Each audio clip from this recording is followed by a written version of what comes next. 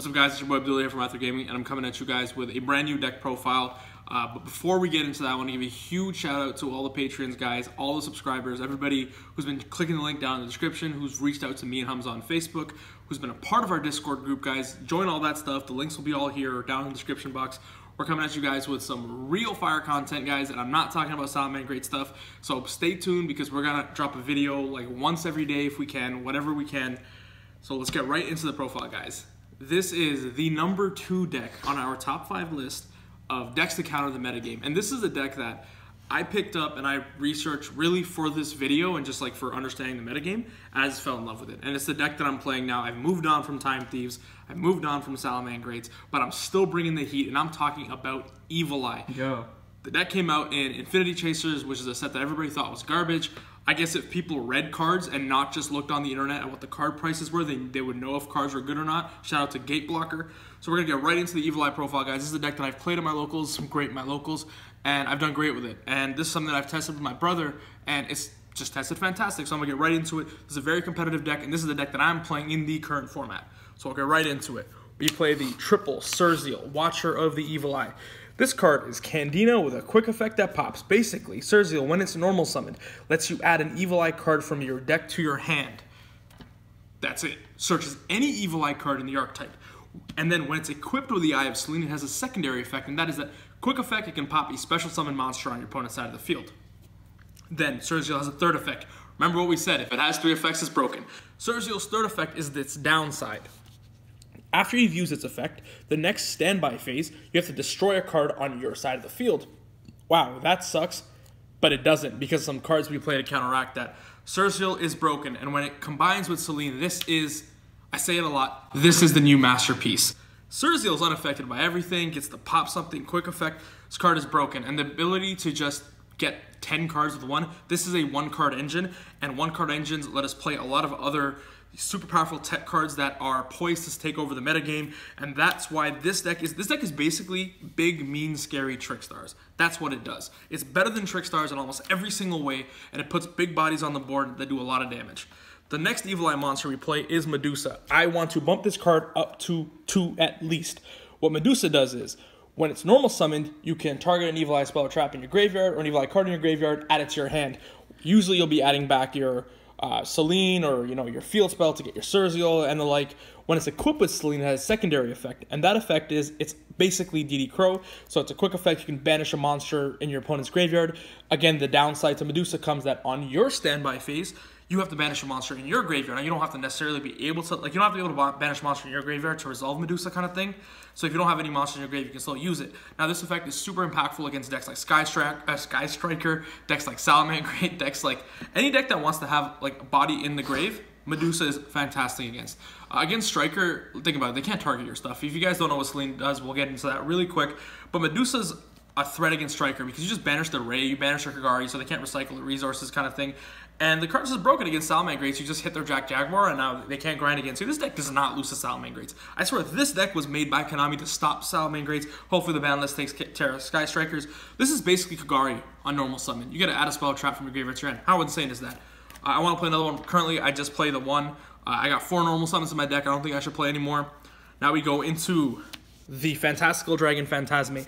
So I had this conversation with Hamza the other day, and it was that, like, I think that if your deck can't play Thanos or Dangers, you probably should not be playing that deck. And if you look at the most powerful decks in the current metagame, they either play Thanos or Dangers, or they're Striker. But Striker's a buy, so who cares?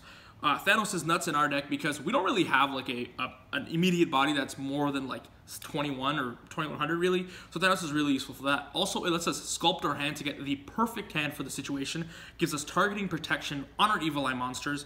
The card is just insane, and it just lets us see one more card. And in a deck where you are playing a control deck, seeing that extra card is usually the difference between winning or winning super hard, and that's what Thanos brings to the table. It also lets us toolbox into our hand traps, like Ash Blossom Joy Spring. This card has the most synergy with almost every single deck because it stops every single deck. So this card is busted.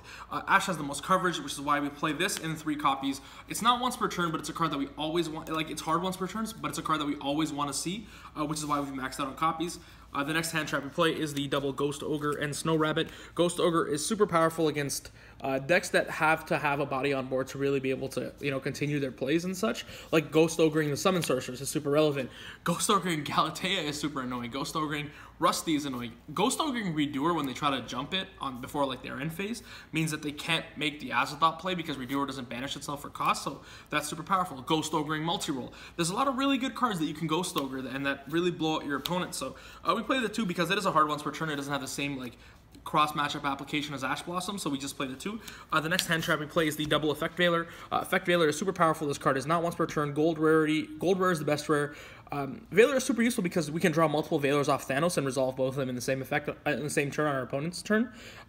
However, the thing I don't like about Effect Veiler and why I'm choosing not to play 3 of it is that we're a control deck that doesn't generate advantage the way Salamangreats do. Our advantage is kind of like is more meaningful, so we kind of have quality over quantity the way that Salamangreats goes wide. So Effect Veiler is inherently a -1 for the most part because it doesn't remove the threat on board. So we really just want to save this for like that one Skull Dread or like that one card, that one monster that'll really snowball the game. That's why Effect Veiler is really good. This deck also does very well against Orcust as well as Salamangreats, which is why I think it's poised to take some top cut slots for sure. The next engine we play in the deck is the Artifacts. One of the reasons to play this deck is this deck takes full advantage of the artifact package. We play the double Scythe and the 1 Morale Tech. Now, this isn't because, like, oh, if I draw 1 Scythe, I can still resolve my Sanctum.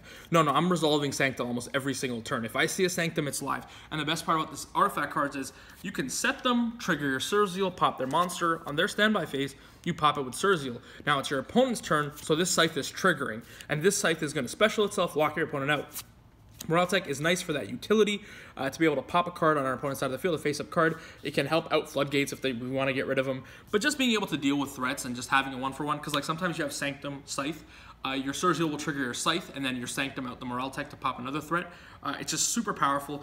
This is basically like Hat. Well, I think that's what the deck was called, Hand Trap, Artifact, Trap Tricks. But I call this Heat. Hand Trap, Evil Eye, Artifact, Thanos Dragon. The deck is really powerful, and I think that playing the artifacts is so good. It's insane. It's not good. We say insane a lot. I honestly mean it in this instance. It's insane because against Thunder, you stop their turn. Against, what is it? The Salamangreats. Like Salamangreats lose to Scythe. That's their biggest rival. That's got 2200 attack. They can't deal with this threat. That's all the monsters that we play, guys. It's very minimal normal summons. It's summons that generate us a lot of advantage on summon, as well as a supporting engine to stop our opponent from playing. And this deck is absolutely fantastic. It's not so much that the Evil Eye cards are carried by the other cards. It really is they all just work together very, very well. The synergy is insane. I always believed in this deck, but when actually playing, like when playing on Percy or playing on Dueling Book is one thing. Playing with the physical copies of the cards, guys, you just get blown away. This is my favorite deck in the current metagame. I get to play Masterpiece and Hand Traps in my deck. Now we go into the spell cards. These are supporting spells, Pot of Extravagance. This card is insane. It is basically Pot of Greed. We don't care about our extra deck for the most part. So why wouldn't we max out on Extravagance? Extravagance it's a hard +1 for us. One of the ways we get ahead in our turn. We're not going to be drawing outside of the Extravagance, so this card is insane. It combos very well with Pot of Duality, and I've said it before, but any deck that can abuse Duality is probably a very powerful deck, the same way any deck that can abuse Extravagance is probably a very powerful deck, and we're abusing Extravagance and Duality and the Artifacts and Thanos Dragon, and a powerful 1-card engine. Like, this deck is just a recipe for success. And because we have these pots, we always have access to the cards that we want to see. We play multiple copies of them. You could probably throw Desires in here, or I wouldn't. The next card we play is our Light Stage, Evil Eye Domain, Paranoia. Now, it's not as insane as Light Stage because it is a hard once per turn, but this card is insane because it lets us, this is Surzeal, this is Medusa, and it turns into so much more. If you control the Evil Eye of Selene and your opponent attacks your monster, you can make them take the battle damage as well, which helps finish off the game. And its third effect, which means it's busted, is that when it's sent from the field zone to the graveyard, you can add an Evil Eye monster from your graveyard to your hand. It doesn't have to be from your opponent's card. You can pop it with your own Surzeal. So the card adds a lot of utility to our deck. It adds a lot of consistency to our deck. It adds a lot of power, and it gives us some follow-up plays if we don't have anything else to pop. This card is really insane. It's a consistency card. And now we play... It's also, sorry, to go into the domain, Terraforming, we just want to see it. These cards don't conflict with the Extravagance, so Terraforming, seeing more copies of Paranoia are insane. And then finally, guys, we play the Evil Eye of Selene. I'm maxing out on this card. I want to see this card in my opening hand. I don't want to have to search it. I want to search something else. I want to be able to normal Surzeal, use Surzeal's effect, they Ash it. I just equip the Selene anyway. So now let me get into what Selene does. Selene can only be equipped to an Evil Eye monster. it makes that monster basically immune to everything. That monster can't be destroyed by battle, can't be destroyed by card effects, can't be targeted by card effects. Selene is just the nuts. It's like equipping Last Resort to your sleeper. If you equip it to Surzeal, it turns Surzeal into Masterpiece. It's not a neg because Surzeal just searches it out. And it has a secondary effect of every time you use you activate an Evil Eye effect or an Evil Eye spell or trap card, you burn for 500 and the monster it's equipped to gains a permanent 500 attack boost. This goes on to get some insane numbers, usually on the swing back turn for you. Surzeal's at like 4,100, which means you end the game really quickly. As a third effect, if Selene's in your graveyard, you can pay 1k, and you can set and banish an Evil Eye spell trap that's not named Selene in your grave. So the field spell that you popped out the Surzeal to add back to Surzeal, and then you gotta set the Selene. So if they remove this, you can just set it and activate it all over again. This card is insane. Again, everything in this deck has like 3 effects, so they're busted. That's all that we play for the Evil Eye cards. Now we play the triple Call by the Grave. This card is insane in our deck, and I think that Call by the Grave, I always explain how Call by the Grave was powerful, is that if it's a card that helps you force through your plays, and if your regular line of play is super powerful, then Called is very, very good. Now, our regular play is very powerful, but it's not the way that like Suprex or Invoker would in an extra link. However, Call by the Grave is very useful because it trades 1 for 1, and our Surzeal is going to go +1, so we're going to be winning that exchange in the long run. And getting Selene is super important, which is why we're maxing out on Selene, maxing out on Terraformings, maxing out on Surzeals. And Call by the Grave essentially acts like more copies of Surzeal or of Selene, but it also doubles with the utility of, you know, stopping other cards, stopping other effects, and being a pseudo trap card. This deck doesn't really lose to Red Reboot the way other decks do, other back row decks do. Last spell card we play is Super Poly. We can abuse this card. We can main deck Super Poly. Why wouldn't we play Super Poly in our deck? This card is insane. You draw it, you win the game. Like in our deck, it's nuts. We don't really need to talk about Super Poly too much. We play like 100 targets in the extra deck too, so this card is nuts. We can abuse one of the strongest cards in the game. Why wouldn't we play it? That's all the spells that we play. Now we're going to the trap cards. We play the triple artifact Sanctum. This card is nuts, and you know what? Unlike a lot of other decks where they just resolve the one Sanctum, we're going to be resolving multiple Sanctums over the course of a game. If our opponent hasn't scooped yet, usually they do. Sanctum's nuts just because you can activate the Sanctum, you know, trigger your Scythe, trigger your Morale-Tech, then they can pop your Sanctum, you get another pop. Like, this card is super powerful. Because you play artifacts and you play Sanctums, your opponent is like really deterred from popping your back row, which means you can like set a Super Poly and just save it for like the most opportune time. Because let's say you set Super Poly, right, and you haven't played it for like 2 turns. Your opponent thinks that's an artifact, or they think that like it's a dead, it's like it's dead Scythe or dead Morale-Tech, and then they go for the game and you just like steal their whole board away, make your fusion monster. Yeah, you just take their cheeks when they think they're safe. The last cards we play are the 1 Evil Eye Retribution. This card is insane. Like, okay, listen, if this card negates spells and traps, the activations of spells and traps. If you control Selene, it has a second effect, which says that your opponent can't respond to it. So it's spell speed 4. So your opponent does something like they red reboot your whatever it is, your Sanctum, and you just Evil Eye Retribution. It's a searchable counter trap, so it's super powerful in that. It doesn't negate monster effects, but that's okay because Scythe will usually say your opponent's not summoning monsters from the extra deck, so their monster effects are irrelevant. The card is insane. We can toolbox it, we can recycle it through Medusa. This card is nuts. We only need to play the 1, just because we can recycle it so often. It's just similar to Salamangreat Great Roar. And the last trap card we play is the Evil Eye Defeat. If I would up any Evil Eye card, it is this one. Basically, if you control an Evil Eye monster, it's a compulsory evacuation device. If you target a monster on the field, return it to the hand.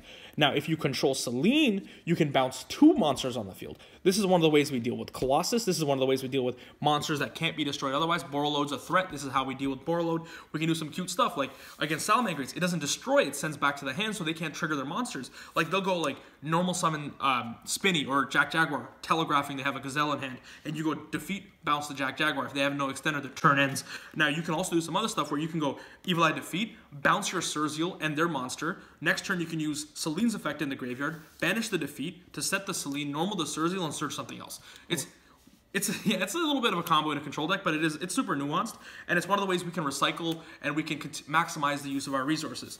That's all we play, guys. We play a solid 40 in the main deck, just because we want to up our chance of seeing Surzeal. Now we'll move on to the extra deck. This is kind of relevant, but we play some Cherries targets. You guys will see Cherries. We play the Summon Sorceress, just to talk about Summon Sorceress, because we are in banlist season. We'll talk more in our banlist discussion video. Yeah, the card's good. Like, we want to hit this. You can also replace this with Rusty or Galatea.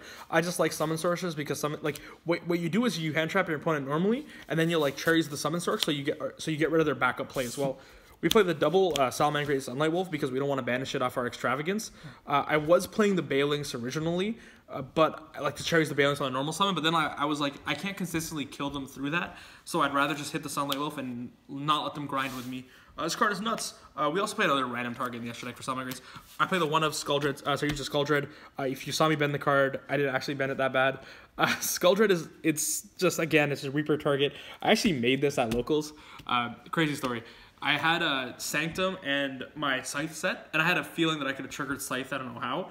So I Sanctumed him, summoned the Morale Tech, pop a card. He goes Yazi, and he targets my last back row. So he goes Yazi effect to summon Mirror. I go Scythe effect to summon itself. Oh my god. So my board was Scythe, Morale Tech, and then I had a Lost World token from Lost World, right?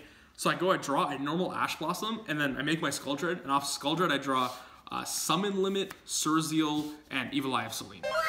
So this deck's like Saryuja Turbo, basically. Don't try me. Next cards we play are the Kagari and the Shizuku. I don't know which one is more correct to hit. Like, Shizuku helps with the grind game. I probably am going to just turn this into a second Kagari. You hit their Kagari, and now that we're playing this like weird game of where I have a Kagari, you don't have a Kagari kind of thing. These cards are super powerful. We play the Cherries. Why not play Cherries? Striker's actually not that bad of a matchup because they can't play through Selene. Now we go into the super poly targets. We play the 1 Thunder Dragon Titan. If you play against Pure Thunder, you just do this to the board. They have like 3 Colossus, and you just do that. Yeah. If you have it, you're allowed to just wipe their. You're literally allowed to take all your grind and put it on their cards.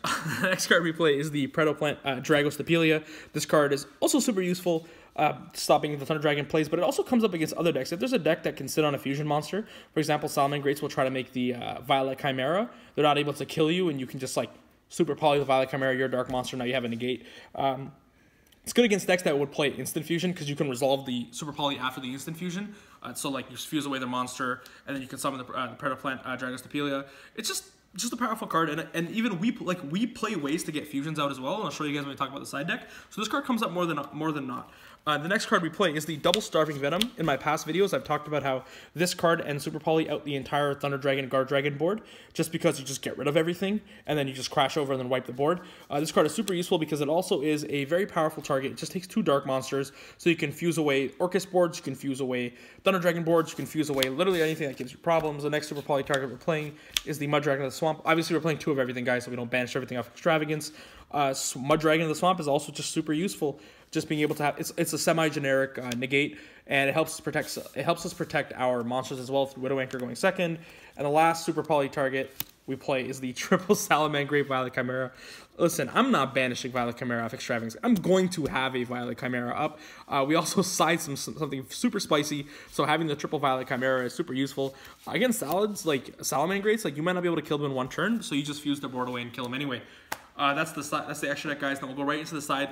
Normally, I don't do a side deck. I tell you guys that it's based on your local metagame. That's what you should tailor your side to. But I am playing this deck, so I'm going to show you guys what I side. And I side the triple Dino Wrestler Pankratops. Pankratops is just insane in every single deck. I just don't see a reason why I wouldn't want to play this card. Our deck really has, like, Duality is the only card that restricts our special summoning, so, like, that's okay, I guess. But Pankratops is nuts. It's great in Control Mirror. It's great against aggro decks. It's great against Azathoth. This card is broken. I'm going to side deck card. Best side deck card. This is one of the best cards in the game, probably. Like, I'm siding this card until it gets hit or whatever. Something better comes out. I play the triple Evenly Matched. I actually read a post on Zodiac where I heard somebody say that Evenly is like Altergeist, where it's like it's a good card, so Altergeist is a good deck, but the good players don't play it, so the good players don't need to play it. I disagree with that. So basically, you're not a good player because you play Evenly. But acceptance is the first step, guys, in improving, and that's what we're trying to do here. We try to get better no matter what. Evenly Matched is a great card, just because in our deck we can't deal with like huge back row. We can deal with monster threats, but back row threats is a little bit more difficult to deal with. Morale Tech can only really hit 1 card, so we just play evenly. So against Draco, we just evenly their board. Our deck is super resilient to Floodgates anyway, but we just evenly the board for a plus trade, evenly Altergeist, evenly Striker, evenly. This card is nuts. I just play it. It's a good card. It helps deal with the entire board. So. And if you can tell me something better than this, like maybe Shared Ride, but right now I'm loving Evenly Matched. We play the triple Stormduster. I want to kind of fit these in the main deck. So first of all, Stormduster is insane, right? It's a 1 for 2. You got to pop 2 of their back row. You can't use your battle phase, but you do it on their turn.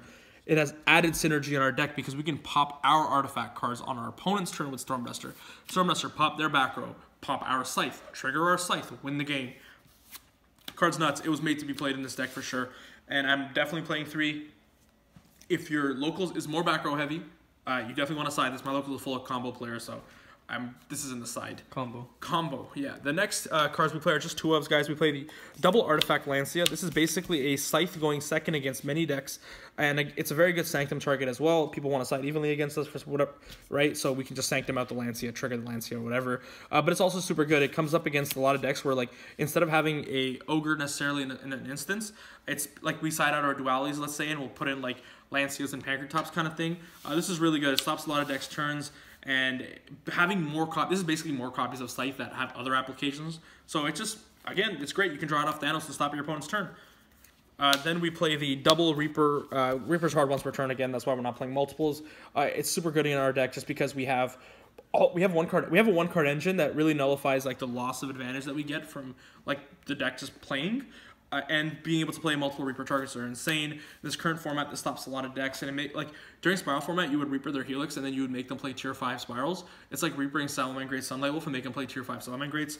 And then speaking of Salamangreats, we play the double Fusion of Fire. This card's nuts. Like the craziest thing is I'm playing against Salamangreat players, and they'll side out their Fusion of Fire for whatever reason because they can't like target my Surzeal to deal like damage to it, and then I'll be the one with the Fusion of Fire in the matchup, and they won't. I've resolved multiples of these. So this is just like strictly a meta call, like nothing else. This is a meta call, but like. Where are you, what meta are you playing where there's no Salamangreats? That's what's up. Right? Like, so this card is really, really good, and I think that, like, what else could you fit really, really good? That sounded really bad. This card is insane, and, like, it helps us end... First of all, it's like Kaiju Slumber, but good. Like, it wipes the board. Like, you can't hash this. Like, this card is insane. I want to try to fit 3, but there's a lot of other cards that I wanted to put in, so maybe I can cut, like, the evenly for this. But this card is nuts, and I've blown out many Salamangreat matches with Fusion of Fire. Even without Fusion of Fire, this deck I think is super favored against Salamangreats. I think it's super favored against Orcust. It's just inherently super powerful. Like, this is a deck I see myself playing for a very long time. Anyways, guys, that is the deck profile of my new favorite deck. But this is the number 2 deck on our top 5 decks to counter the current metagame with. We got a bunch of videos coming out, guys. Make sure you subscribe. Tell your friends. Tell their friends. Tell their moms. Tell their moms. Shout out to their moms. And shout out to their dads especially. Shout out to everybody, guys. Thank you so much for checking out the channel, guys. This is Blue from Ather Gaming, signing out.